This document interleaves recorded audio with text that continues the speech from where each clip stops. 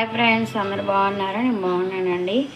ఇవాళ సింపుల్గా కూర ఏం లేనప్పుడు మనం సింపుల్గా ఒక రైస్ చేస్తున్నామండి. జీరా రైస్ రెసిపీ చేస్తున్నా. ఫస్ట్ ఆయిల్ వేస్తున్నాండి, కొంచెం కొంచెం జీలకర్ర కొంచెం కాబట్టి కొంచెం జీలకర్ర ఎక్కువ వేసుకోవాలండి. అవి కొంచెం బాగా వేగాలి. కొంచెం వేడైన పచ్చిమిర్చి బాగానే వేగాలండి. అదే కొంచెం ఎర్రగానే వేగాలి, అప్పుడే టేస్ట్ వస్తుంది జీరా రైస్కి. నేను ముక్కలకే ఇది ప్రిపేర్ చేస్తున్నానండి. సాల్ట్ వేస్తున్నాం, తర్వాతకి అన్నం లేదు. మిరపకాయలు అయితే ఇది మాత్రం వేగాలండి. మొత్తం జీలకర్ర మిరపకాయలు బాగా వేగితేనే టేస్ట్ బాగుంటుంది. నెక్స్ట్ అన్నం వేద్దామండి.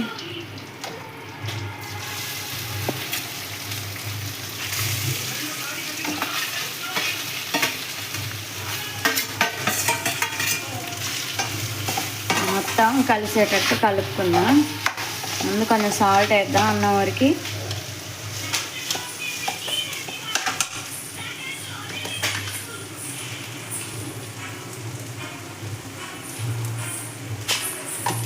దానికి సరిపోయేంత వేసుకుంటే సరిపోద్ది. నెక్స్ట్ మొత్తం దాన్ని కలిపి కొంచెం సిమ్లో పెట్టి మూత పెట్టుకుంటే బాగుంటుందండి.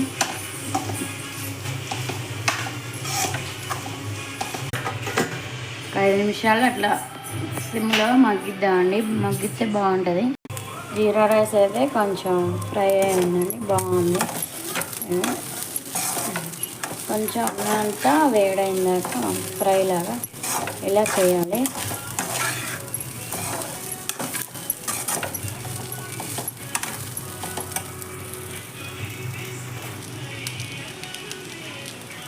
ఇంకా మనకు కావాలంటే ఇంకొంచెం జీలకర్ర కూడా వేసుకోవచ్చు.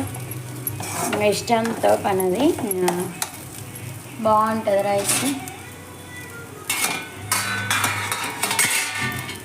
అయితే రెడీ అయిపోయింది.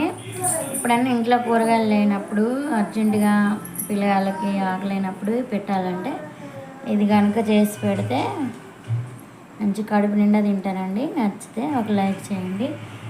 సింపుల్గా చేయొచ్చు, 5 నిమిషాల్లో అయిపోద్దండి రెసిపీ. బాగుంటుంది, టేస్ట్ కూడా ఉంటుంది.